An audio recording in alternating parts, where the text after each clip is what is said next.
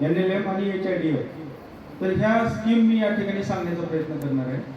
सर्वसाधारण आपल्या सर्वांनाच माहीत आहे की दीर्घ मुदतीच्या कर्जामध्ये ट्रॅक्टर, पाईपलाईन, विहीर ह्या गोष्टी आपल्याला माहीत आहेत.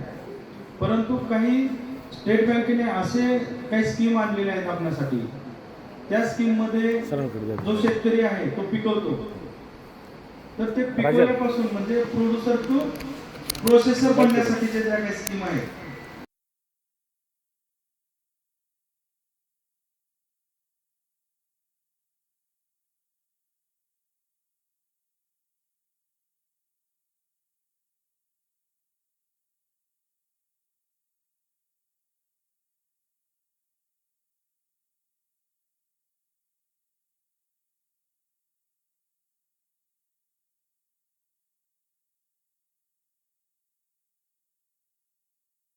कोल्ड स्टोरेज नसतं, साधं वेअर हाऊस आपल्याकडे नसतं.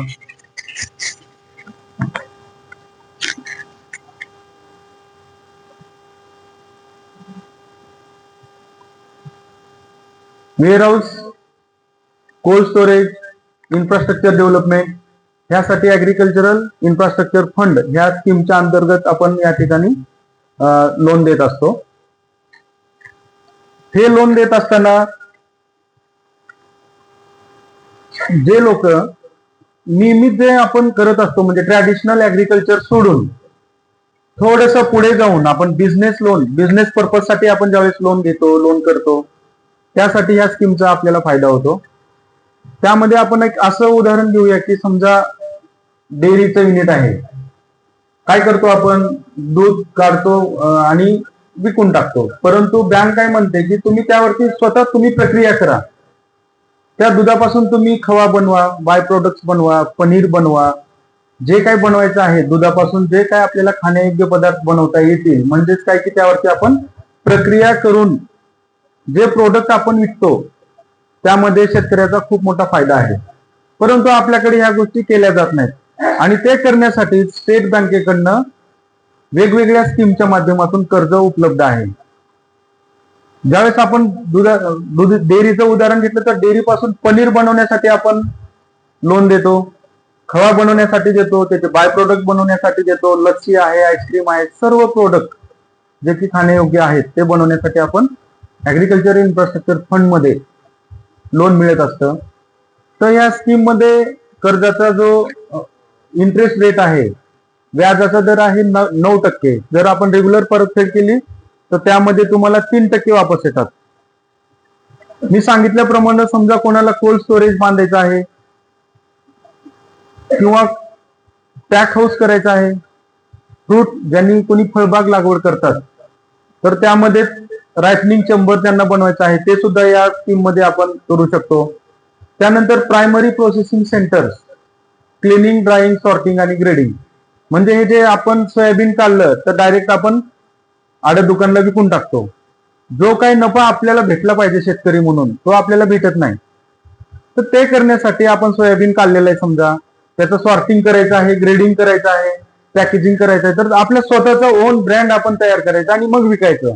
मग हे करण्यासाठी काय लागतं, तुम्हाला एक छोटस वेअर हाऊस लागतं, पॅकिंग मशीन लागते, सॉर्टिंग ग्रेडिंगची मशीन लागते.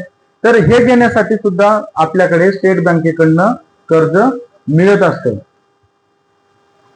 त्याचबरोबर समजा तुम्हाला सप्लाय चेन मध्ये काही डेअरीचं युनिट आहे, रेफर व्हॅन सुद्धा आपण या ठिकाणी देऊ शकतो. सोलारचे जे पॅनल आहेत आपल्याकडे PM कुसुम एक स्कीम आहे, तर ते सोलर पॅनल साठी आपण त्यांना या ठिकाणी ऍग्रिकल्चर इन्फ्रास्ट्रक्चर फंड मध्ये लोन देतो. आता हायड्रोपोनिक फार्मिंग म्हणून आहे आणि एरोपोनिक फार्मिंग आपल्याकडे नाही. त्या आणखीन आपल्याकडे एवढे प्रगतशील शेतकरी आपण तयार झालेलो नाहीत आणखीन.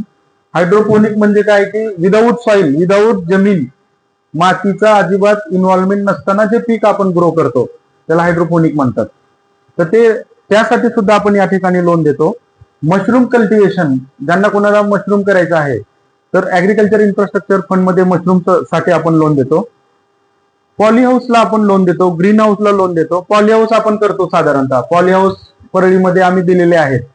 तर पॉलिहाऊस सुद्धा ऍग्रिकल्चर इन्फ्रास्ट्रक्चर फंड ह्या स्कीमच्या अंतर्गत आपल्याला या ठिकाणी आपण देतो. मग अशी मी म्हणल्यासारखं लॉजिस्टिक फॅसिलिटी जे आहेत, रेफर व्हॅन, ते सुद्धा आपल्याला या स्कीमच्या अंतर्गत लोन मिळू शकते. Seed processing unit, tissue culture, nursery, त्यानंतर bio stimulation production, AI agriculture, म्हणजे आता ड्रोन आलेले आहेत, आपण पाहिलेलं आहे. ड्रोन जे आहे ना, साधारणतः 15 ते 20 लाखापर्यंत ड्रोनची किंमत असते. तर बऱ्याच ठिकाणी आता आपल्या जिल्ह्यामध्ये आम्ही 10 ते 15 लोकांना ड्रोनचं फायनान्स केलेलं आहे. तर हे सुद्धा आपल्याला ऍग्रिकल्चर इन्फ्रास्ट्रक्चर फंड मध्ये मिळत असतं. सोलर वॉटर पंप सुद्धा आपण देतो. कॉम्प्रेस्ड बायोगॅस, CBG प्लांट, आता आपल्याला माहित आहे की पेट्रोलचं बरेचसे रेट वाढत आहेत. तर CBG, जे की ऍग्रिकल्चर वेस्ट जे आहे आपलं, त्या वेस्ट पासून आपण कॉम्प्रेस्ड बायोगॅसचा प्लांट बनवू शकतो. तर त्यासाठी सुद्धा आपल्याला ऍग्रिकल्चर इन्फ्रास्ट्रक्चर फंड ह्या स्कीम मध्ये लोन मिळतं.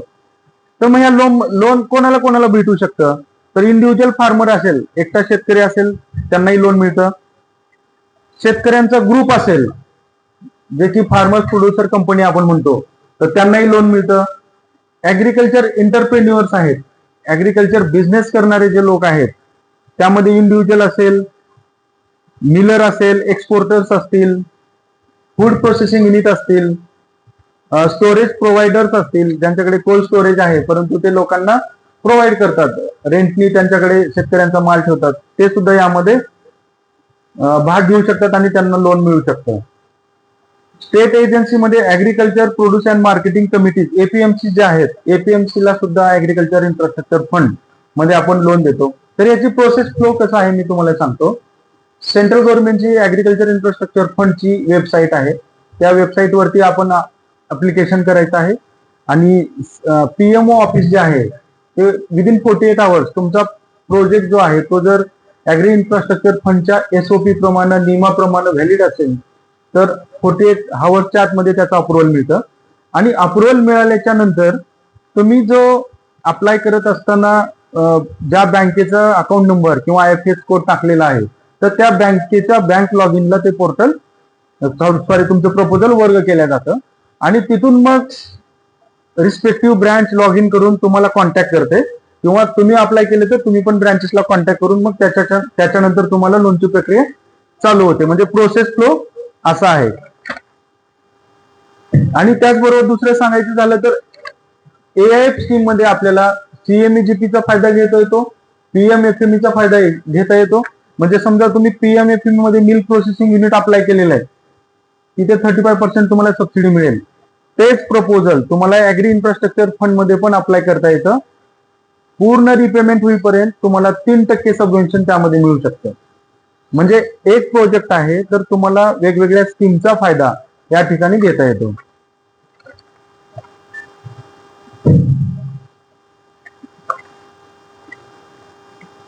त्यानंतर दुसरी ही बँकेची स्कीम आहे. तर हे जे सांगत असताना म्हणजे स्टेट बँकच का बाबा, स्टेट बँकेकडनंच का कर्ज घ्यावं, तर आमच्याकडे 700 प्लस AMCCs आहेत. म्हणजे आता हे जे हाय व्हॅल्यू लोन जे आहेत, हाय व्हॅल्यू लोन हे ब्रँचला प्रोसेस होत नाहीत.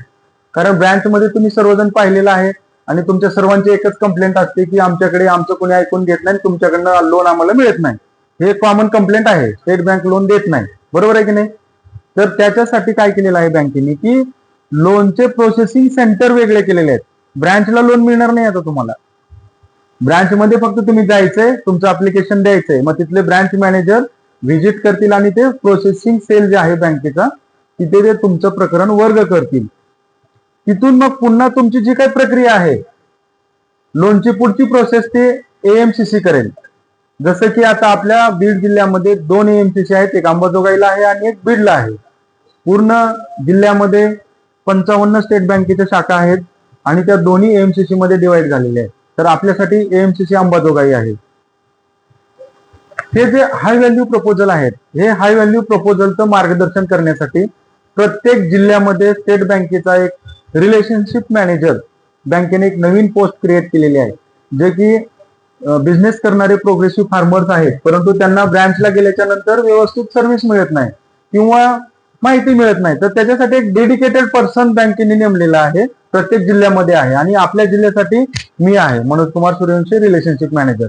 जे की 50 लाखाच्या वरचे जे प्रपोजल्स आहेत ते त्या संदर्भात काही असेल तर पाहण्याची जबाबदारी ती माझी आहे. म्हणजे अगदी सँक्शन पासून ते डिस्बर्समेंट पर्यंत. स्टेट बँकेचा ओन प्रोडक्ट आहे की agri and food enterprises loan. जसं मी तुम्हाला मगाशी सांगितलं की ऍग्री इन्फ्रास्ट्रक्चर फंड, समजा ज्या गोष्टी एएफ मध्ये बसत नाहीत तर ते बिझनेस आम्ही AFEL म्हणून आमची स्कीम आहे त्या स्कीम मध्ये देतो. तर त्याचा फायदा सुद्धा पार्टनरशिप फर्म घेऊ शकते, इंडिव्हिज्युअल फार्मर्स घेऊ शकतात, प्रोप्रायटरशिप फर्म घेऊ शकते, लिमिटेड लायबिलिटी फर्म्स असतील LLP पण ह्या स्कीमचा फायदा घेऊ शकतात. FPOs घेऊ शकतात, फार्मर्स प्रोड्युसर कंपनी, आणि कॉर्पोरेट्स असतील तरी ते कॉर्पोरेट लोन घेऊ शकतात. AFEL मध्ये मिनिमम कर्ज 1 लाख आहे आणि मॅक्झिमम 100 करोड एवढे लोन बँक देते. तर कोणाचा असा बिझनेस असेल 100 करोड, 10 करोड, 1 करोड अँड अबोव्ह, तर इमिडिएट तुम्ही मला कॉन्टॅक्ट करू शकता. ती संपूर्ण प्रक्रिया आपण या ठिकाणी करूया. कारण आपल्याला काय करायचं माहितीये का, आतापर्यंत आपण पिकवत गेलेलो आहोत, तर आता आपल्याला पिकवायचं पण आहे, त्यावरती प्रक्रिया पण आपल्यालाच करायची आहे, विकायचं पण आपणच आहे. आणि पिकवण्यापासून विकण्यापर्यंत ज्या ज्या गोष्टीमध्ये इन्व्हॉल्व्ह होतात प्रत्येक स्टेजला स्टेट बँक तुम्हाला लोन मिळेल. पिकवलेलं आहे तर मला सॉर्टिंग करायचंय तर सॉर्टिंग मशीन तुम्हाला मिळेल. पिकवलेलं आहे मला स्टोरेज करायचंय, कोल्ड स्टोरेजसाठी आम्ही लोन देतो. स्टोरेज आहे मला आता मार्केटमध्ये घेऊन जायचंय माझा माल, तर मार्केटमध्ये नेण्यासाठी मला रेफर व्हॅनची आवश्यकता आहे, ते रेफर व्हॅन स्टेट बँक देते. मार्केटिंग करायचं आहे तर मार्केटिंगसाठी सुद्धा स्टेट बँक लोन देते. तर मला हेच या ठिकाणी म्हणायचं आहे की आपण आता पिकवण्यापेक्षा आपण प्रोड्युसर टू प्रोसेसर आणि बिझनेसमॅन एक चांगला शेतकरी बनला पाहिजे, जे की मिडल मॅन आहेत, जे की आपल्या कमाईवरती म्हणजे शेतकऱ्याच्या कमाईवरती जे काही आपलं उत्पन्न आहे त्या कमिशनवरती जगणारे काही लोक आहेत, आपल्या सर्वांना माहित आहे. तर आपणच कमवायचं आणि आपणच विकायचं आणि समृद्ध व्हायचं, ह्या मागचा उद्देश तो आहे. तर यामध्ये मी मगाशी सांगितल्याप्रमाणे 1 लाख ते 100 करोड या ठिकाणी लोन मिळतं. कशासाठी यामध्ये लोन मिळते तर agri commodity processing units, rice mills, डाळ मिल असेल कोणाची, कॉटन मिल असेल, ऑइल सीड्स प्रोसेसिंग युनिट असेल म्हणजे ऑइल मिल वगैरे जे आहेत छोट्या छोट्या. त्यानंतर आहे food processing units involve in foods, vegetable processing. आता व्हेजिटेबल प्रोसेसिंग मध्ये आपण काय करतो तर डिहायड्रेशन, व्हेजिटेबल पासून डिहायड्रेट करून त्यांचा स्टोरेज आपण करू शकतो आणि हॉटेल इंडस्ट्रीमध्ये आहेत, हॉटेलमध्ये आपण त्या पद्धतीने विकू शकतो. तर सोलार डिहायड्रेशन मशीन म्हणून आहे, तर त्यासाठी सुद्धा तुम्हाला PMFM आणि AIF या 2 स्कीम मध्ये लोन मिळेल. पल्सेस प्रोसेसिंग युनिट म्हणजे फूड ग्रेन जे आहेत ते प्रोसेस करण्यासाठी आपल्याला लोन मिळतं. Production of jaggery and nut processing, गुळ प्रक्रिया उद्योग जो आहे तो सुद्धा आपण या स्कीम मध्ये घेऊ शकतो. दुसरी पुढे चालून पाहायचं असेल तर ऍग्री एक्सपोर्ट, ऍग्री प्रोडक्ट जे एक्सपोर्ट करतात त्यांनाही आपण या माध्यमातून लोन घेऊ शकतो. Fruit export, vegetable export, dairy product आणि स्पायसेस अँड ऑइल मिल ह्या AFEL स्कीम मध्ये बसू शकतात. Agri input manufacturing unit in production of biopesticides, bio fertilisers and biofuels, म्हणजे ऍग्रिकल्चर पासून आपण जे काही ऍग्रिकल्चर इक्विपमेंट्स बनवणार आहोत ते सुद्धा ह्या स्कीम मध्ये इलिजिबल आहे. त्यामध्ये ऍक्टिव्हिटी कुठल्या कुठल्या कव्हर आहे तर medium and long term loan for allied activity. Allied activity मध्ये काय काय येतं की जे आपण नियमितपणे पीक पिकवणे आणि विकणे हे सोडून जे अलाइड ऍक्टिव्हिटी करतो, पोल्ट्री असेल, डेअरी असेल, प्रोसेसिंग युनिट असतील, तर संपूर्ण हे AFEL या स्कीम मध्ये कव्हर होतात. Loan for pre and post harvest activity. Pre harvest म्हणजे काढणीच्या अगोदर जे काही आपल्याला इन्फ्रास्ट्रक्चर लागणार आहे, जे काही इक्विपमेंट लागणार आहे ते सुद्धा तुम्हाला मिळू शकतात. म्हणजे काय, हार्वेस्टर, कंबाईन हार्वेस्टर, जे काही सोयाबीनचं हार्वेस्टर आहे, सोयाबीन गहू वगैरे काढतो आपण, ते पण लागेल. आणि पोस्ट हार्वेस्ट ऍक्टिव्हिटी, जसं मी मगाशी म्हणालो की हार्वेस्टिंग केल्याच्या नंतर आपला जो माल आहे तो माल साठवायचा आहे किंवा त्याला प्रोसेसिंग करायचं आहे, सॉर्टिंग ग्रेडिंग करायचं आहे, तर ते सुद्धा आपल्याला ह्या स्कीमच्या अंतर्गत लोन मिळतं. सोलार, जसं म्हणालो सोलार ऍग्रिकल्चर पंप, त्याच्यासाठी आपण या स्कीम मधून घेऊ शकतो. फार्म ट्रान्सपोर्ट व्हेकल्स म्हणजे ट्रॅक्टर आपण यामध्ये बघू शकतो. जसं मी रेफर व्हॅन सांगितलं, reefer van, tractor, trailer, thresher हे सुद्धा आपल्याला ह्या स्कीम मधून मिळू शकेल. Construction of storage facilities, warehouse, market yard, godowns हे बनवण्यासाठी तुम्हाला ह्या स्कीम मधून मिळेल. टिश्यू कल्चर आणि agri biotechnology, seed production, production of biopesticide, bio fertilisers and vermicomposting. आता कोण बायो पेस्टिसाइड फर्टिलायझर्स बनवत असेल तर त्यांनी सुद्धा ह्या स्कीमचा फायदा घ्यावा. व्हर्मी कंपोस्ट म्हणजे जे गांडूळ खत बनवतो आपण, बरेच शेतकरी बनवतात स्मॉल स्केल मध्ये, तर त्यांच्यासाठी सुद्धा आपण ह्या स्कीम मधून लोन मिळू शकतं. प्रोसेसिंग युनिट मी मागे सांगितलेलंच आहे मगाशी. Agri clinic and agri business, ज्यांचे हे दुकान आहेत फर्टिलायझरचे आणि बी बियाण्याचे जे दुकान आहेत त्याच्यासाठी सुद्धा ह्या स्कीम मध्ये आपल्याला लोन मिळू शकतं. ट्रान्सपोर्ट मी सांगितलेलंच आहे की रेफर व्हॅन सांगितलेलं आहे, कोल्ड चेन सांगितलेलं आहे, infrastructure system, packaging and storage मी या ठिकाणी बोललेलोच आहे. त्याचबरोबर आहे primary minimal processing of fruits and vegetables, sun drying and mechanical drying, preservation through traditional and modern methods. त्याच्यानंतर फ्रोझन प्रोडक्ट जे आहेत फ्रूट, व्हेजिटेबल, मीट हे सुद्धा या ऍक्टिव्हिटीमध्ये कव्हर होतात. Milk and milk product processing including their transportation, packaging and storage. डेअरीचं मी मगाशी उदाहरण सांगितलं की त्यामध्ये जे जे इन्व्हॉल्व्ह होतं ते सर्व गोष्टी आपल्याला यामध्ये मिळू शकतात.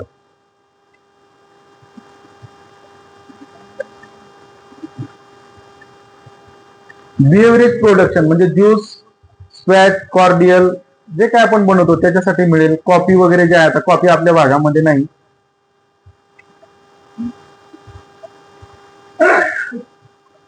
ऍग्रिकल्चरशी रिलेटेड, ऍग्रिकल्चरचा ए पण आला तरी ह्या agri and food enterprises loan जे आहे या लोन मध्ये आपल्याला बसू शकतं.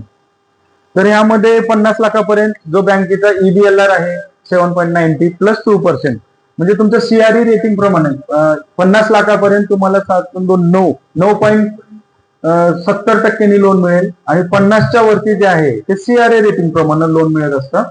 तर CRA रेटिंग सुद्धा 8.45 ते 8.60 पर्यंत तुम्हाला 50च्या वरचे जे लोन आहेत म्हणजे 1 CR to 100 CR पर्यंत तुम्हाला 8.45 रेट ऑफ इंटरेस्टनी मिळतात.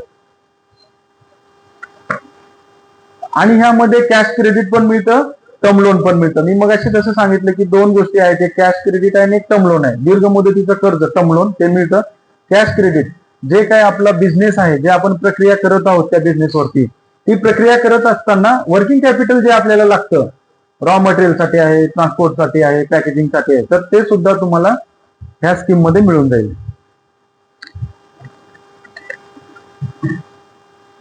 स्टेट बँकेच्या म्हणजे अतिशय सुंदर मार्जिन. आता बघा मार्जिन मध्ये काय 2 लाखापर्यंत ह्या स्कीम मध्ये तुमचा हिस्सा काहीच गरज नाही.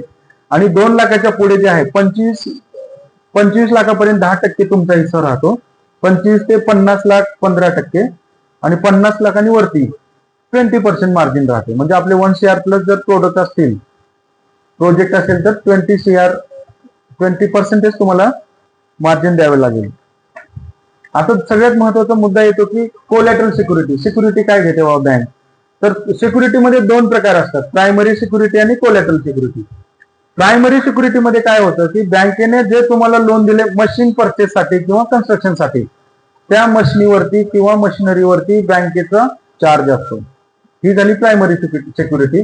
जिथं आपलं युनिट उभा राहिलेलं आहे ते मॉर्गेज करणं प्लस मशिनरीवरती चार्ज करणं हे आहे प्रायमरी सिक्युरिटी. आणि कोलॅटरल सिक्युरिटी मध्ये काय आहे, ह्या स्कीम मध्ये टोटल प्रोजेक्ट कॉस्टच्या 40% एनए प्रॉपर्टी लागते. ज्यांच्याकडे एनए प्रॉपर्टी नाही तर एक CGTMSE म्हणून आहे, क्रेडिट गॅरंटी फंड. तो CGTMSE अंतर्गत 10 करोड पर्यंत तुम्हाला लोन मिळते. CGTMSE जो आपला लोनचा स्लॅब आहे त्या स्लॅबच्या नुसार त्याची पर्सेंटेज मध्ये फीस आहे, ती मात्र तुम्हाला भरावी लागते. CGTMSE फीस 2 करोड पर्यंत ऍग्रिकल्चर इन्फ्रास्ट्रक्चर फंड मध्ये आपण स्वतः भरायचं आहे आणि ती आपल्याला शासनाकडनं रिफंड होते. पण AAPL मध्ये आपल्याला CGTMSE फीस स्वतःला भरायची आहे. ज्याच्याकडे मॉर्गेज द्यायला प्रॉपर्टी नाही त्यांच्यासाठी ते आहे. आणि ज्यांच्याकडे एनए प्रॉपर्टी आहे तो एनए प्रॉपर्टी सरफेसी कंप्लायंट म्हणजे एनए प्रॉपर्टी, तर ती तुम्हाला द्यावी लागेल टोटल लोन अमाऊंटच्या 40%. लिक्विड सिक्युरिटी म्हणजे जेवढं लोन आहे त्याच्या 40% कॅश TDR पण आपण त्या ठिकाणी देऊ शकतो. गोल्ड असेल तेवढ्या व्हॅल्युएशनचं आपण गोल्ड पण देऊ शकतो. आता लोन टर्म मी सांगितलेली आहे की त्याचं परतफेड 3 ते 10 वर्षापर्यंत असतं आणि कॅश क्रेडिट जे आहे ते कॅश क्रेडिट 1 वर्षामध्ये आपल्याला रिन्युअल करावं लागतं. रिपेमेंट पिरियड किंवा रिपेमेंट पिरियड मी सांगितलं. इन्स्टॉलमेंट त्या डिपेंड अपॉन तुमची जी काही ऍक्टिव्हिटी आहे, मंथली असतो, क्वार्टरली असतो, हाफ इयरली असतो आणि इयरली. तुमचं जे कॅश फ्लो कसा आहे, कॅश फ्लो वरती तुमचं रिपेमेंट. कॅश फ्लो म्हणजे तुमच्या हातामध्ये तुम्ही जे बिझनेस करताय त्या बिझनेसचा पैसा तुमच्याकडे 10 दिवसाने येतो, 15 दिवसाने येतो, महिन्याने येतो का 6 महिन्याने, त्याच्यावरती त्याचं EMI डिपेंड असतो. मग तो मंथली घ्यायचा, हाफ इयरली घ्यायचा की क्वार्टरली घ्यायचा. दुसरी गोष्ट याच्यामध्ये आहे की एखाद्या व्यक्तीचा बिझनेस दुसऱ्या बँकेमध्ये आहे तर टेक वर्क सुद्धा आपल्याला स्टेट बँकेमध्ये करता येतं. मग असे सांगितल्याप्रमाणे ह्या स्कीम बरोबरच तुम्ही PMFME, CMEGP आणि PMEGP मध्ये बेनिफिट घेऊ शकता. दुसरी एक आमची स्कीम आहे की किसान समृद्धी ऋण, म्हणजे प्रीमियम KCC आहे. जे काही प्रोग्रेसिव्ह फार्मर्स आहेत, आपण पीक कर्ज घेतो मॅक्झिमम 3 लाखापर्यंत किंवा 2 लाखापर्यंत. आपण स्वतःच नका म्हणतो साहेब, पुढे बोजा टाकावं लागतं, मॉर्गेज करावं लागतं, मला 2 पर्यंतच द्या असं आपण म्हणतो. परंतु जे प्रीमियम शेतकरी आहेत, ज्यांच्याकडे खूप जमीन आहे, पाणी आहे, ऊस लावतात किंवा सायंटिफिकली ऍग्रिकल्चर करतात, केळी लावतात किंवा फ्रूट क्रॉप लावतात, त्यांच्यासाठी पीक कर्जाची किसान समृद्धी ऋण म्हणून योजना आहे. आणि त्याचा मिनिमम जो आहे तो 5 लाख ते 50 करोड पर्यंत त्या स्कीम मध्ये आम्ही लोन देतो. त्याला म्हणतात किसान समृद्धी ऋण. तर किसान समृद्धी ऋण मध्ये कोण कोण लोन घेऊ शकतं? इंडिव्हिज्युअल फार्मर्स लोन घेऊ शकतात, जॉईंट फार्मर्स घेऊ शकतात, फार्मर प्रोड्युसर कंपनी सुद्धा घेऊ शकते. कशासाठी लोन लागेल आपल्याला? Pre sowing planning expenses. ज्यावेळेस आपण पेरणी करतो, ज्याची जास्त जमीन आहे, पेरणी करण्याच्या आधी आपल्याला खत, बी आणि परचेस करण्यासाठी लोन लागतं, पैसे लागतात, तर त्यावेळेस आपण त्यांना लोन देतो. कल्टिवेशन करण्यासाठी, पीक पेरण्यासाठी पण आपण देतो. त्याच्यानंतर कंझम्पशन रिक्वायरमेंट, म्हणजे आता बघा हे पीक कर्जामध्ये असं आहे की जो समजा तुम्ही ऊस लावताय, ऊस लावल्याच्या नंतर ऊसाला scale of finance per acre 1 lakh रुपये आपण असं समजू. मग 5 एकर ऊस असेल तर तुम्हाला 5 लाख रुपये लोन भेटायला पाहिजे 1 लाखाच्या हिशोबाने. प्लस यामध्ये आमच्या स्कीम मध्ये असं आहे की 30% आपल्याला कंझम्पशन रिक्वायरमेंट म्हणून ऍडिशनल 30% बँक त्यामध्ये देते. म्हणजे पर एकर 1,30,000. ते कंझम्पशन नीड्स म्हणजे ते इमिडिएट तुमचं मेडिकल असेल, घर चालवण्यासाठीचे पैसे असतील किंवा इमर्जन्सी नीड साठी 30% ह्या प्रोडक्ट मध्ये ते बिल्डअप केले आहे की 30% तुम्हाला एक्स्ट्रा मिळतो. तर तो बेनिफिट तुम्ही या ठिकाणी घेऊ शकता. तर इलिजिबल यामध्ये कोणा मी सांगितल्याप्रमाणे फार्मर्स प्रोड्युसर कंपनी घेऊ शकतात, कॉर्पोरेट फार्मर्स आहेत, इंडिव्हिज्युअल फार्मर्स आहेत ज्यांना मिनिमम 5 एकर जमीन आहे, तर तसे लोक यामध्ये कव्हर होऊ शकतात. यामध्ये वयाचा जो क्रायटेरिया आहे तो कमीत कमी 18 वर्ष आहे, मॅक्झिमम नो लिमिट. एखादा व्यक्ती आहे 80 वर्षाचे आहेत आणि त्यांच्या नावाने जमीन आहे तर त्यांना सुद्धा हे कर्ज मिळू शकतं. फक्त तशा केसमध्ये आपल्याला 60 वर्षाच्या आतमधला को अप्लिकंट घ्यावा लागतो. म्हणजे त्यांच्या मुलाला ब्लड रिलेशन मध्ये मुलगा, वाईफ आणि त्यांची सिस्टर, म्हणजे त्यांची मुलगी, मुलगा मुलगी आणि पती पत्नी, तर ह्या लोकांना आपण त्यामध्ये जॉईन करू शकतो. दुसरं आहे की जमीन किती असली पाहिजे, तर कमीत कमी 4 एकर जमीन असली पाहिजे. आणि जे लोक सायंटिफिक मेथडने ऍग्रिकल्चर करतात, जसं मी सांगितलं की कंट्रोल कंडिशन मध्ये करतात किंवा एरोफ्लोनिक करतात, तर तशा लोकांसाठी जमिनीची कंडिशन नाही. दुसरा सगळ्यात महत्वाचा विषय येतो सिबिल. तर हे कसं आहे माहितीये का, हे पीक कर्ज प्रीमियम कस्टमर जे आहेत त्यांच्यासाठी आहे. तर त्यांचा सिबिल मिनिमम 650 पेक्षा जास्त असला पाहिजे. आधी त्यांनी कुठल्याही कर्जमाफीचा लाभ न घेतलेला पाहिजे. बऱ्याच लोकांची समस्या असते की सर आम्ही नियमित आहोत आणि आम्हाला काहीच भेटलं नाही बँकेकडनं. तर तुमच्यासाठी ही स्कीम आहे. कमी पैशामध्ये, कमी रेट ऑफ इंटरेस्ट मध्ये, कमी डॉक्युमेंट्स मध्ये तुम्हाला किसान समृद्धी ऋण आहे. बऱ्याच लोकांची कंप्लेंट असते रेग्युलर राहणाऱ्याला काहीच नाही, जे थकीत आहेत त्यांच्यासाठी कर्जमाफी आहे. तर स्टेट बँकेनं रेग्युलर जे राहतात त्यांच्यासाठी अतिशय सुंदर हा प्रोडक्ट बनवलेला आहे. म्हणजे 4 एकर जमीन आहे पण तुम्हाला 5 लाख लोन मिळतं. आणि मग त्यासाठी सिबिल स्कोर जो आहे तो मिनिमम 650 असला पाहिजे. जमिनीची ओनरशिप जी आहे ते आपण स्वतःच्या नावाने त्याची ओनरशिप असली पाहिजे. त्यामध्ये लीज अग्रीमेंट असेल रजिस्टर लीज केलेला असतील, लीज होल्ड राईट्स त्यामध्ये असतील आणि मॉर्गेज राईट्स असतील, तर तरी सुद्धा आपण लीज लँडला सुद्धा या स्कीम मध्ये लोन देतो. मिनिमम मी सांगितल्याप्रमाणे 50 लाख, 5 लाख ते 50 करोड पर्यंत. आता सिक्युरिटीचा सगळ्यात महत्वाचा विषय असतो. ह्या केसमध्ये प्रायमरी सिक्युरिटीमध्ये तुमचं जे पीक पिकवलेलं आहे ते पीक घेतो आम्ही, हायपोथिकेशन ऑफ स्टँडिंग क्रॉप्स. जे काही तुम्ही पीक पिकवलेलं आहे त्याच्यावरती बँकेचा चार्ज असतो ते हार्वेस्टिंग करेपर्यंत. सगळ्यात महत्वाची गोष्ट आहे की तारण काय, म्हणजे कोलॅटरल सिक्युरिटी काय. तर कोलॅटरल सिक्युरिटी ह्या स्कीम मध्ये 50 लाखापर्यंत आपली जी जमीन आहे जमिनीच्या 125%, जमिनीच्या 125% म्हणजे लोन अमाऊंटच्या 125% कोलॅटरल सिक्युरिटी लागते. आणि त्याच्यामध्ये असं सांगितलेलं आहे की 25% सरफेसी कंप्लायंट प्रॉपर्टी. म्हणजे एखाद्याला 5 लाख रुपये लोन दिलेलं आहे आपण, 5 लाखाच्या 125% आमच्याकडे सिक्युरिटी द्यावे लागते. त्यामध्ये agriculture land plus 25% NA property.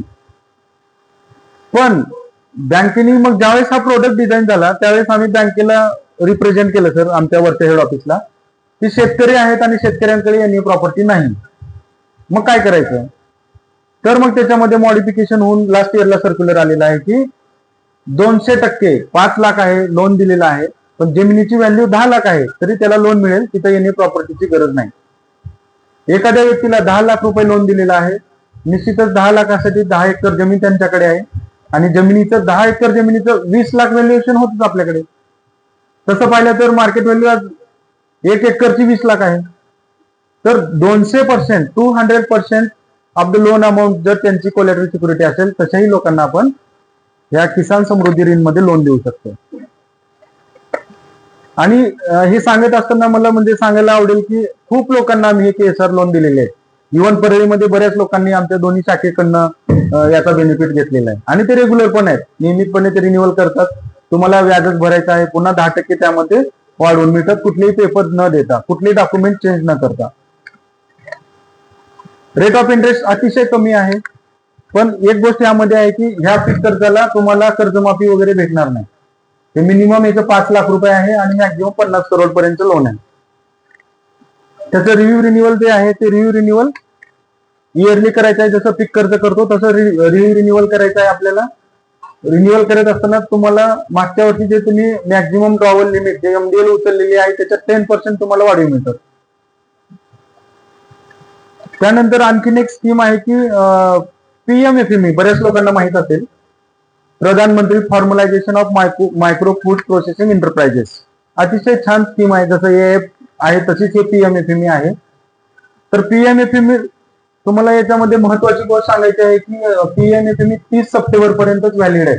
ज्यांना कोणाला बेनिफिट घ्यायचा असेल 31 मार्च पर्यंतच व्हॅलिड होती, तर ती आता एक्सटेन्शन करून केंद्र शासनाने 30 सप्टेंबर पर्यंत आपल्याला संधी दिलेली आहे. तर त्या संधीचा जास्तीत जास्त लोकांनी फायदा घ्यावा. आणि एएफ सुद्धा 31 मार्च 2028 पर्यंत 27 पर्यंत आहे. तर त्या दोन्ही स्कीमचा आपण डेडलाईन लक्षात ठेवून फायदा घ्यावा असं मी तुम्हाला रिक्वेस्ट करेन.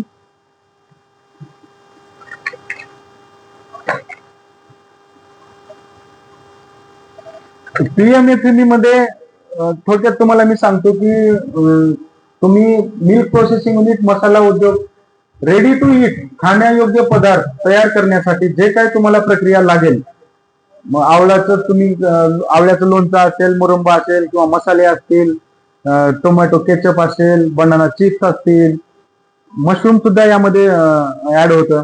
हे सर्व करत असताना तुम्हाला पीएमएफएमई मध्ये लोन मिळू शकतं. पीएमएफएमई ची प्रोसिजर अशी आहे की ऍग्रिकल्चर डिपार्टमेंटला डिस्ट्रिक्ट रिसोर्स पर्सन डीआरपी म्हणून शासनाने नेमणूक केलेली आहे. ते डीआरपी तुम्हाला मदत करतात. अगदी तुम्हाला स्टार्ट पासून प्रोजेक्ट बनवेपर्यंत आणि पोर्टलवर अप्लाय करेपर्यंत ते मदत करतात. आणि पोर्टलला अप्लाय केल्याच्या नंतर म्हणजे तुमचा प्रोजेक्ट रेडी झाल्याच्या नंतर त्यांची डिस्ट्रिक्ट लेवल कमिटी असते. ते कमिटी अप्रूव्ह केल्याच्या नंतर बँक लॉग इनला तो प्रोजेक्ट तुमचं प्रपोजल सबमिट करतात रिस्पेक्टिव्ह ब्रँचेसला. तुम्ही ज्या एरियामध्ये आहात त्या एरियामधली जी बँक आहे त्या बँकेला ते सेंड करतात. त्यानंतर बँक काय करते, लॉग इन करून मग कस्टमरला बोलवून घेते आणि बँकेच्या एसओपी प्रमाणे जे काही डॉक्युमेंटची कमतरता आहे ते त्यांना सांगून कमतरता तुमच्याकडनं फुलफिल करून घेतात आणि पुन्हा आमचं जे काही एएमसीसी आहे एएमसीसी ला सँक्शनसाठी पाठवतात. 35% सबसिडी आहे त्यामध्ये. सँक्शन झाल्याच्या नंतर आम्हाला म्हणजे बँकेला ते सँक्शन लेटर अपलोड करायचं आहे पोर्टलवरती, ते बँक करत असते. वाटप झाल्याच्या नंतर डिस्बर्समेंट लेटर अपलोड करायचं आहे, ते सुद्धा बँक करते. आणि सँक्शन त्यामध्ये डिस्बर्समेंट लेटर आम्ही अपलोड केल्याच्या नंतर 35% सबसिडी तुम्हाला त्यामध्ये येते. पीएमएफएमईचा फायदा तुम्ही जसं मी मग अशी म्हणालो, पीएमएफएमई साधारणतः 10.5% व्याजाचा रेट लागतो. जर हेच प्रपोजल तुम्ही एआयएफ मध्ये पण अप्लाय करू शकता, मग तिथं तुम्हाला 6% व्याज मिळेल. म्हणजे एआयएफ मध्ये तुम्हाला सबवेन्शनचा बेनिफिट मिळेल आणि इकडे 35% सबसिडी मिळेल. ह्या सबसिडीमध्ये मॅक्झिमम 10 लाख, प्रोजेक्ट कॉस्ट 35% और मॅक्झिमम 10 लाख असं यामध्ये आहे. सिबिल जो आहे यामध्ये 680 प्लस सिबिल पाहिजे. कोलॅटरल सिक्युरिटी मी सांगितल्याप्रमाणे 10 लाखापर्यंत नो कोलॅटरल सिक्युरिटी, पण मोठं युनिट आहे 50 करोड पर्यंत, 1 कोटी पर्यंत. कन्स्ट्रक्शन पार्ट त्यामध्ये इन्व्हॉल्व आलेला असेल तर तिथे आपल्याला जिथे आपण कन्स्ट्रक्शन करणार आहोत तर ती सरफेसी कंप्लायन्स प्रॉपर्टी लागते. मेजॉरिटी केसेस मध्ये मशिनरीचीच डिमांड असते आणि मशिनरीसाठी आपल्याला कुठल्याही प्रकारचं कोलॅटरल सिक्युरिटी द्यायची गरज नाही, ते सीबीटीएमसी मध्ये कव्हर होत असतं. तर अशा ह्या 4 स्कीम ज्या आहेत ती मी या ठिकाणी सांगण्याचा प्रयत्न केलेला आहे. तर तुम्हाला काय डाऊट असतील तर विचारू शकता. आणि चेकलिस्ट मी साधारणतः तुम्हाला कॉमन चेकलिस्ट सांगतो. समजा एक कुठलाही प्रोजेक्ट असेल तर प्रोजेक्ट मध्ये आपल्याला सर्वात प्रथम आपलं अप्लिकेशन लागतं. तुम्ही डिमांड केल्याशिवाय बँक लोन देणार नाही. तुमचं एक अप्लिकेशन असतं, केवायसी, पॅन कार्ड, आधार कार्ड. बिझनेस करतोय आपण तर उद्यम कार्ड लागतं. यावेळेस जिथे आपण व्यवसाय करणार आहोत ती जागा लागते, जागेचे पेपर्स असतात. जागा स्वतःच्याच नावानं असली पाहिजे असं कुठल्याही प्रकारचं कंपल्शन नाही. तुम्ही लीज वरती जागा घेऊ शकता. मसाला उद्योग मध्ये, पापड बनवायच्या उद्योग मध्ये काय होतं, जास्तीत जास्त महिलांची इन्व्हॉल्वमेंट असते आणि महिलांची इन्व्हॉल्वमेंट असल्यामुळे महिलांच्याच नावाने प्रपोजल होणार, पण महिलांच्या नावाने जागा नसते. तर त्यांच्या मिस्टरांच्या नावाने असेल, सासऱ्यांच्या नावाने असेल तर ते आपण लीज अग्रीमेंट करून ती जागा आपण घेऊ शकतो. ती कन्सिडर होते लोनसाठी. तर ते जागेचे पेपर तुम्हाला लागतील. कुठलाही व्यवसाय बनवताना आपल्याला लाईट लागते, लाईट बिल तिथं असायला पाहिजे. उद्यम रजिस्ट्रेशन सांगितलंय. स्मॉल स्केल वरती असेल छोटासा प्रोजेक्ट रिपोर्ट बनवायचा. प्रोजेक्ट रिपोर्ट सीए कडनंच बनवायला पाहिजे, फार मोठे सीएच पाहिजे असं काही आवश्यकता नाही. टॅक्स कन्सल्टंट असेल तोही तुम्ही प्रोजेक्ट रिपोर्ट आपल्याला चालतो, पण निश्चितच मोठा असेल तर तुम्हाला त्यामध्ये सीएची इन्व्हॉल्वमेंट आहे, त्यांच्याकडनं प्रोजेक्ट रिपोर्ट बनवून घ्यावा लागतो. ह्या बेसिक गोष्टी आहेत. ह्याच्या व्यतिरिक्त तुम्हाला कोटेशन लागेल. जे आपण प्रोजेक्ट करणार आहोत, ज्या मशिनरी घेणार आहोत त्याचं कोटेशन लागेल आणि जागेचे पेपर्स मी सांगितलं. ह्याच्या व्यतिरिक्त फार मोठं काय डॉक्युमेंट्स आपल्याला लागत नाही. त्यानंतर मग बँकेचंच आहे, application form, pre sanction inspection report, brief opinion report, asset liability, हे बँकिंग पार्ट आहे. परंतु तुमच्याकडनं लागणाऱ्या गोष्टी व्यवसायाची निगडीत कोटेशन्स, जिथं आपण व्यवसाय करणार आहोत ती जागा, जागेची निगडीत जे काही डॉक्युमेंट्स आहेत ते, आणि आपलं केवायसी, पॅन कार्ड, आधार कार्ड. ह्याच्या पलीकडे काही फार मोठे डॉक्युमेंट्स लागत नाहीत. आता स्टॅट्युटरी काय रिक्वायरमेंट लागतात म्हणजे कसं, समजा आता पोल्ट्री व्यवसाय करायचा आहे. पोल्ट्री व्यवसाय जिथे आपले सगळ्यांचे घरं आहेत तिथं कोणी व्यवसाय करू देणार नाही. तर तिथं आपल्याला एलडीओ किंवा लाईव्हस्टॉक डेव्हलपमेंट ऑफिसर जे आहेत त्यांचे आपल्याला परमिशन लागते. त्या केसमध्ये वेटरनरी एड प्रोव्हाइड करण्यासाठी त्यांचं आपल्याला एक लेटर लागतं. समजा आपल्याला फूड प्रोसेसिंग मध्ये आहोत, तुम्हाला एपीसीआय लायसन्स लागतं. म्हणजे व्यवसायाशी निगडीत काहीतरी स्टॅट्युटरी रिक्वायरमेंट आहेत, त्या एखादा कागद त्यामध्ये ऍड होऊ शकतो. थँक्यू. आपण सर्वांनी खूप पेशन्सनं हे स्कीम ऐकून घेतलात. बहुतेक लोकांना समजलं असेल आणि ज्यांना कोणाला समजलं पण नसेल तर आमच्या स्टेट बँकेच्या कुठल्याही शाखेमध्ये आपण जाऊ शकता. बनाना लोन बनाना आहे ना, ते लोन मिळू शकतोय का? पीक कर्ज मिळेल ना तुम्हाला. हो, आपल्याकडे आहे केळी. आणखीन एक गोष्ट आहे बघा, पीक कर्ज जे आहे ना, पीक कर्ज जे आहे, पीक कर्ज अगदी पीक लावण्याच्या आधीपासून आपण पीक कर्ज देतो. परंतु एखादा बिझनेस आहे तुम्ही इस्टॅब्लिश केलेला आहे आणि ह्या बिझनेसवर मला लोन द्या तर असं होणार नाही. तुम्हाला मशिनरी परचेस करण्यासाठी आणि बिझनेस इस्टॅब्लिश करण्यासाठी लोन मिळतं. काय हा, कुक्कुटपालनासाठी मी जे एएपीएल ची स्कीम सांगितली ना, agriculture infrastructure development scheme, sorry AF नाही, एएपीएल. तर ते एएपीएल मध्ये डेअरी, पोल्ट्री डेअरी सगळं तुम्हाला लोन मिळेल. पिगरी आहे. बरं एक स्कीम मी थोडक्यात सांगतो. NLM एक स्कीम आहे, नॅशनल लाईव्हस्टॉक मिशन. नाही फक्त मी स्कीम सांगतो. आपल्याकडे काय झालंय आता पोल्ट्रीसाठी 20 लाखाची स्कीम आहे. 5 तर 50% सबसिडी ओपन साठी आहे. SC/ST साठी 75% सबसिडी. तर त्यासाठी पण त्यांना फंड लागणार आहे. बरोबर. आणि योजनेमध्ये त्यांनी काय प्रोव्हिजन केलं की तुम्ही बँकेतून काही प्रमाणात कर्ज घेऊ शकता. तर मग नाही, ती आता current येणार आहे. स्कीम कोणती यायची आता यायची स्टेट गव्हर्नमेंट आली का नाही? 15 ऑगस्ट. कुठलीही हो ना, कुठलीही स्कीम नाही आता ती येणारी स्कीम आहे, म्हणजे त्याचे डिटेल्स नाहीत आपल्याकडे, डिटेल्स आहे म्हणजे आमच्याकडे समजा त्या स्कीमच्या संदर्भामध्ये. दुसरी गोष्ट अशी आहे की केंद्र शासन असेल, स्टेट गव्हर्नमेंट असेल, कुठलीही योजना असेल, बँकेच्या लोन शिवाय खूप कमी योजना होतात. कुठलाही त्यांचा स्कीम असेल तर ते बँकेच्या माध्यमातूनच होते. मॅक्झिमम स्कीम एखादी दुसरी डायरेक्ट त्या डिपार्टमेंटची होऊ शकते. तर बँकेकडे का पाठवतात कुठल्याही स्कीम? ते प्रॉपर त्याचं युटिलायझेशन व्हावं, प्रॉपर इम्प्लिमेंटेशन व्हावं म्हणून ते बँकेकडनं होतात. शासनाची कुठलीही स्कीम असेल तर ते बँकेकडनं होते. सर जसं म्हणाले तसं NLM मध्ये कसं आहे, आता NLM मध्ये गो ट्रेडिंगचा प्रोजेक्ट आहे. तर 1 CR पर्यंत आपण त्यामध्ये देतो. 40, 10 and 50% असं त्याचं मीन्स ऑफ फायनान्स आहे. 10% तुमचा हिस्सा आहे, 40% बँक लोन आहे आणि 50% सबसिडी आहे नॅशनल लाईव्हस्टॉक मिशन मध्ये. NLM मध्ये 20 लाखाचा प्रोजेक्ट असेल, 100 गोट आहेत 20 लाखामध्ये. त्या पटीमध्ये आपल्याला 500 घ्यायचे आहेत, ते 1 कोटीपर्यंत प्रोजेक्ट आहे त्यामध्ये. ह्या केसमध्ये आम्हाला असं आहे की जे काय 40% आमचं लोन आहे बँकेचं, तर त्यामध्ये मात्र तुम्हाला सरतेची कंप्लायंट प्रॉपर्टी द्यावी लागते.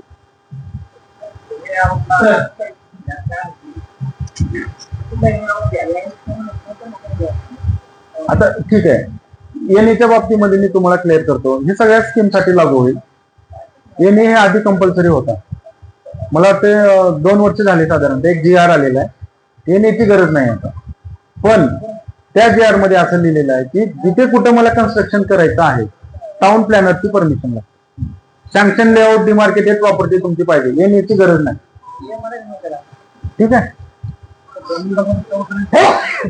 देतात ना SDO देतात. नाही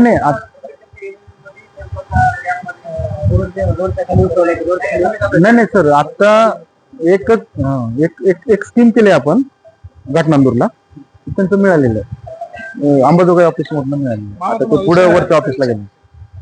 GR आल्यापासून दिलंय आणि अगदी त्याची जी प्रोसिजर आहे ना सर, पूर्ण NA सारखीच प्रोसिजर आहे. फक्त NA नाही आणि नाव चेंज केलं म्हणायला हरकत नाही. BPMS ची परवानगी दिला.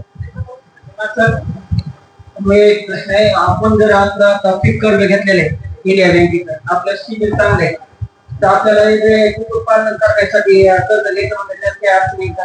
काहीच अडचण येणार नाही. कारण की दोन्ही कर्ज आहे. नाही ना, हे बघा मी आणखीन एक सांगतो.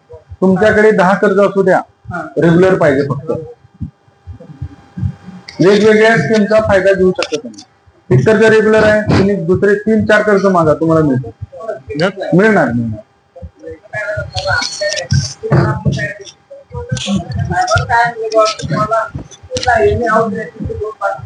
हा मग त्यावेळेस ते होतं. आता NA तुम्हाला स्कीम वाईज डिपेंड आहे सर. जिथं कन्स्ट्रक्शन पार्ट आला तिथे NA लागेल. आणि NLM मध्ये असं आहे की कोलॅटरल सिक्युरिटी आहे, बांधकाम नाही. तिथे तुमचं शेड जे उभा राहणार आहे शेतामध्ये राहणार आहे, शेळ्याचं शेड, बरोबर आहे. पण कोलॅटरल सिक्युरिटी आहे ती NA लागणार आहे त्या केसमध्ये.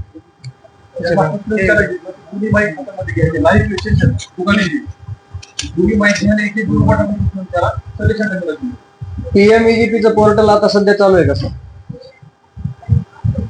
PMEGP चालू असणार आहे, पण याचं उत्तर जर DIC मधून कोण आलेलं आहे सर आपल्याला? नाही, DIC ऑफिसला मी कॉल केला होता. त्यांचं म्हणणं आहे की 2 महिन्यापासून पोर्टल बंद आहे. कदाचित बंद असेल, कारण CMEGP आणि PMEGP पोर्टल विषयी मला माहिती देता येणार नाही, कारण ते शासनाचं पोर्टल आहे. कदाचित ते असू शकतं बंद, आणि तेच तुम्हाला चांगलं उत्तर देऊ शकतो. तेच आता पूर्ण प्रोजेक्ट रिपोर्ट बनवून आपल्या SBI मध्ये सगळं सबमिट केलेलं आहे आणि PMEGP थ्रू अप्लाय केलेलं आहे. मग ते बँकेचं म्हणणं असं आहे की DIC ऑफिसला एकदा कॉल करून घ्या. तर कॉल केल्यानंतर त्यांनी असं सांगितलं की आपलं पोर्टल बंद आहे. त्यांनी सांगितलं ना. कधी चालू होईल ते काय सांगता येणार नाही काय नाही. मग आता प्रोसेस पुढची कशी होणार? आपल्याला वेट अँड वॉच करावं लागेल. प्रपोजल किंवा साईट बंद म्हणजे काहीतरी टेक्निकल इश्यू असू शकतो, पण ते काही पूर्ण वेळ बंद होत नाही, ते नक्कीच चालू होईल. त्यांचं म्हणणं असं की इथून पुढे चालूच होईल असे आम्हाला काही शक्यता म्हणजे गॅरंटीच नाही. नाही, आता ह्यावरती मला बोलताच येणार नाही ना, कारण ते जर स्टेट बँकेचं पोर्टल असतं तर मी सांगितलं असतं.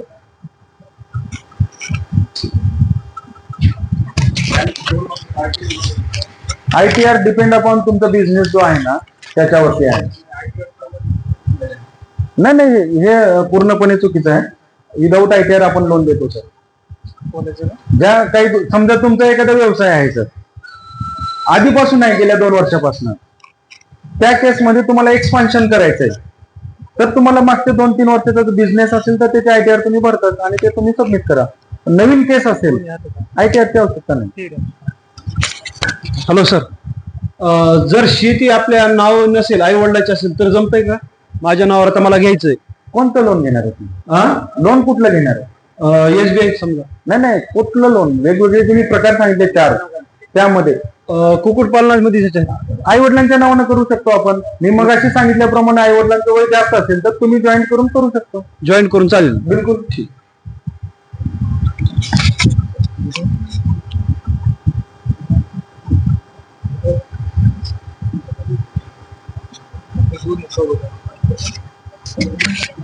सर, केळी पिकासाठी 2 एकरला किती लोन मंजूर होतं आपल्या बँकेत? स्केल ऑफ फायनान्स नुसार होईल सर. ते स्केल ऑफ फायनान्स नुसार होऊन जाईल. बर. जसं आता सोयाबीनचा scale of finance 50,000 per hectare आहे ना, तसं केळीचा स्केल ऑफ फायनान्स जो आहे त्या पद्धतीने तुम्हाला पीक कर्ज मिळून जाईल. बर, तेच शंका होती. आपल्याकडे केळी आहे, दुसरं वर्ष आहे आता, पण नवीन पण आता 2 एकरची लागवड करायची. मिळून जाईल तुम्हाला 100%. जवळच्या स्टेट बँकेचा संपर्क करा. आपल्या इंडियामध्ये टावर चालतं. ठीक.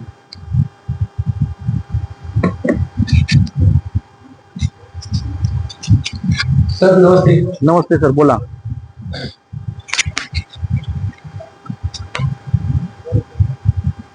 सर, बोला ना. जे की आता इथं बरेचसे शेतकरी इथं, जे की आता तुम्ही इंडियन बँक मार्फत आला. आता हे काय प्रत्येक तालुक्यामध्ये बँकेनं गाव दत्तक घेतलेलं, जेणेकरून समजा आता ग्रामीण बँक आहे, ग्रामीण बँकेमध्ये आम्हाला इंडियन बँकेमध्ये येऊ देत नाही. जे ते म्हणजे तुम्हाला दत्तक बँक कोणती आहे त्या बँकेत तुम्ही जा. हे पहिला विषय. दुसरा विषय असा आहे की जर आता इथं बरेच समजा कोणी म्हैस पालन, शेळी पालन, कुक्कुट पालनासाठी आलेले आहेत. आता प्रत्येकाचं बजेट जमते नसताना, आता समजा कोर झाला ना, आता काही जणांची 10 जणांची इच्छा पूर्ण झाली की मला शेळी पालन व्यवसाय करायचा आहे, त्याच्यापाशी आर्थिक समजा बजेट जास्त नाहीये, 2-3 एकरवाला शेतकरी, आणि जे की त्याला करायचंय, तर असे ह्याला समजा आपली जी बँक आहे ग्रामीण बँक दत्तकचा विषय आहे ना तुमचा. तर मग ती बँक सोडून जर इंडिया बँकेत गेलं किंवा त्यांना जर असा प्रस्ताव मांडला किंवा आम्हाला अशा शेळी पालनासाठी कर्ज मिळेल का, तर ते भेटू शकते का, आणि दत्तक बँकेचं एवढे मार्गदर्शन करावं. हे बघा, दत्तक बँकेचा क्रायटेरिया आधी होता, म्हणजे याच्यामध्ये नाकारता येणार नाही. दुसरी गोष्ट आहे की नंतर रिझर्व्ह बँकेनं दत्तक बँकेचा जो कन्सेप्ट होता तो काढलेला.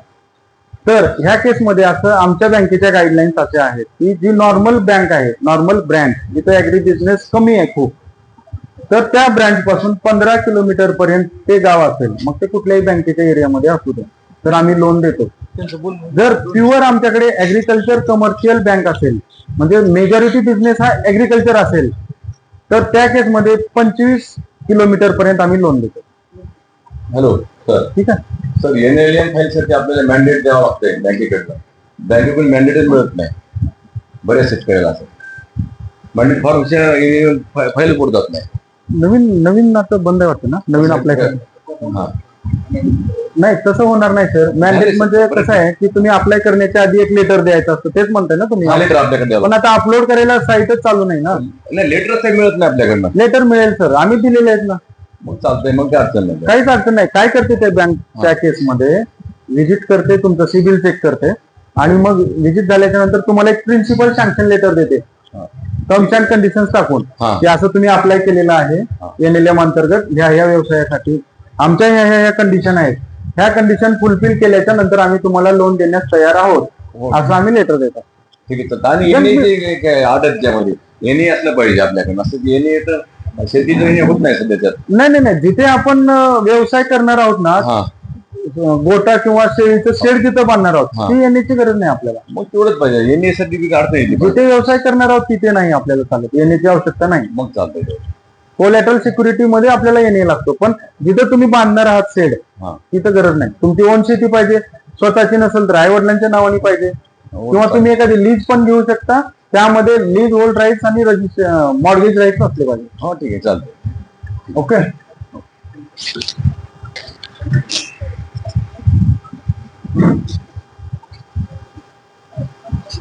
ठीक आहे, थँक्यू. काय प्रश्न नसतील तर थांबतो.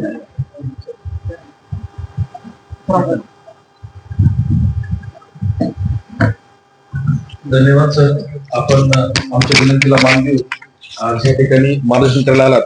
परंतु सर, तुम्हाला बोलवण्यामागची मूळ उद्देश हा होता की ज्याप्रमाणे आपण क्रॉप लोन देतो केसीसी तुमचं, त्याप्रमाणे अॅनिमल हजबंडरीचं पण केसीसी लोन आहे.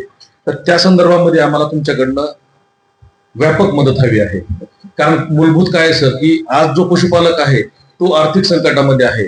आपल्याला जो रिव्हॉल्विंग फंड आहे सर, जसं तुम्ही क्रॉप लोन साठी त्यांना 50,000, 80,000, 1,00,000 प्रमाणामध्ये देतात, त्या प्रमाणामध्ये ज्यांच्याकडे ऑलरेडी 2, 4, 6 गाई म्हशी आहेत किंवा 5, 10 शेळ्या मेंढ्या आहेत किंवा कुक्कुट आहे, तर त्या लोकांना तुम्ही रिव्हॉल्विंग फंडला प्रयोग करायचे आहे.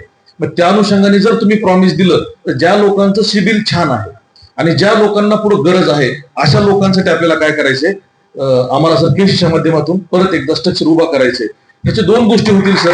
एक म्हणजे पशुपालकांकडे रिव्हॉल्विंग फंड जाईल, आणि दुसरं म्हणजे जर सर ते लोक तुमच्याशी रिलेशन ठेवू शकले तर ते उद्याचे उद्योजक होतील सर यशस्वी, निश्चितच. तर त्या अनुषंगाने मला तुमच्याकडनं थोडं मार्गदर्शन आणि प्रॉमिस हवं.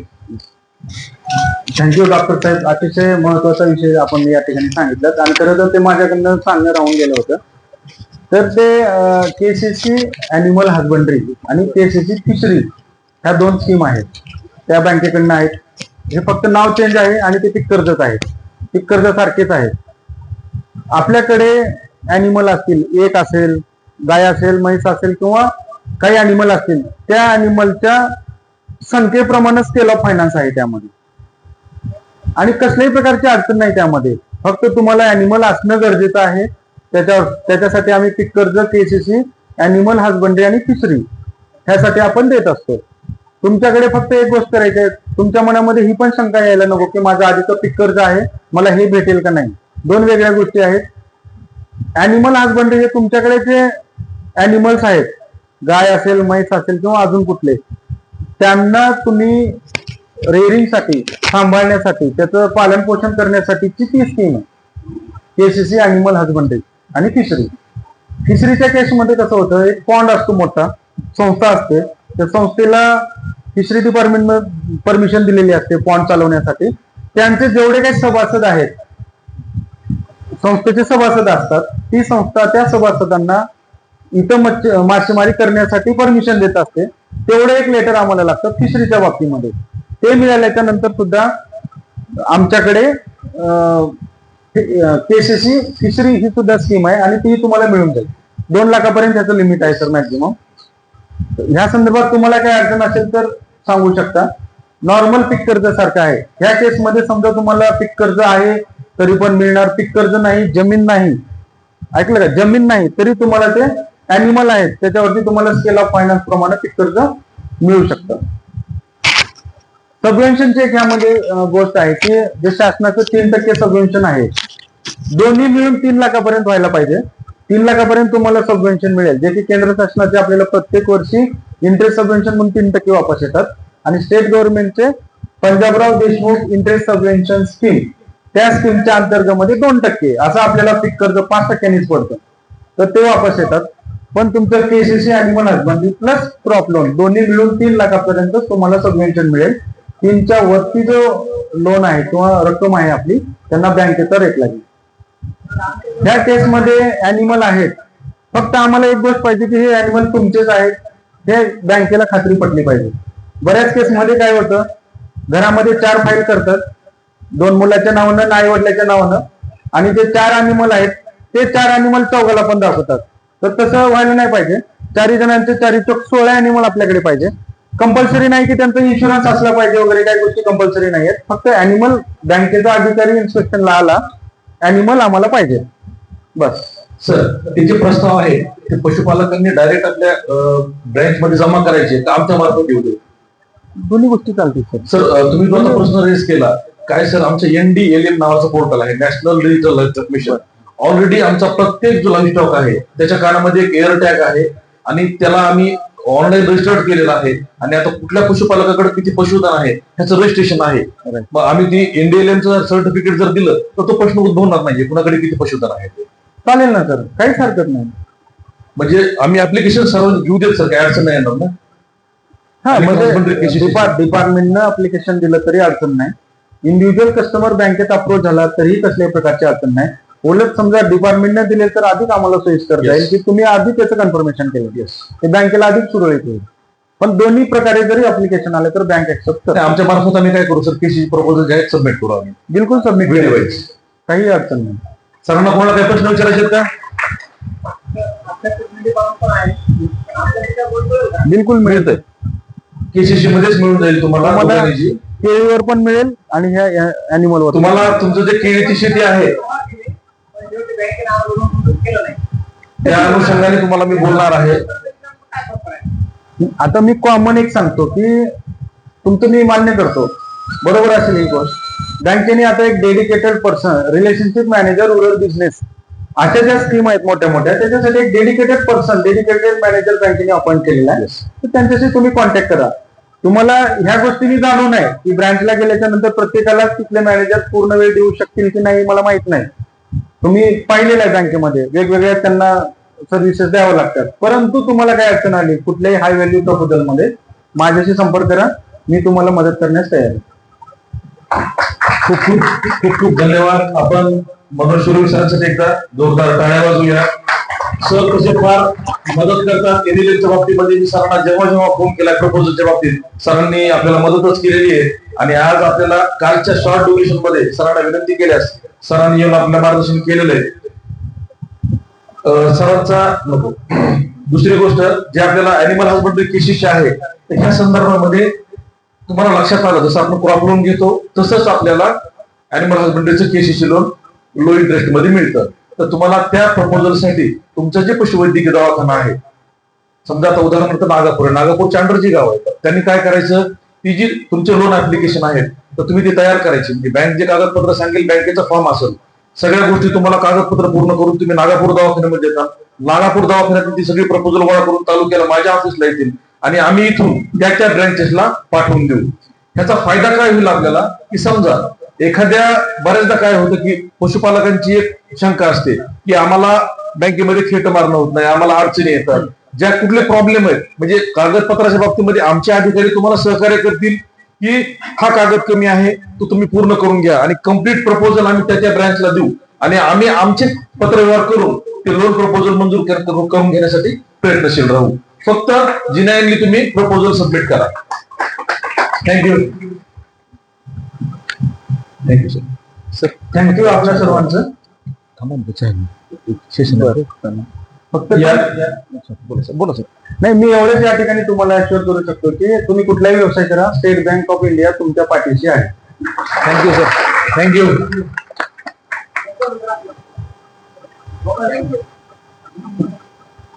976 4449429 9764 44 94 29 लास्टला 29.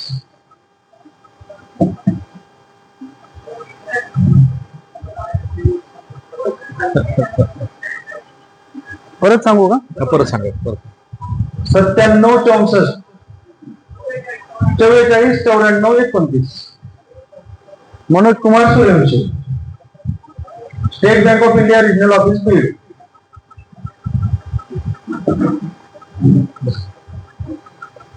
बसा सर.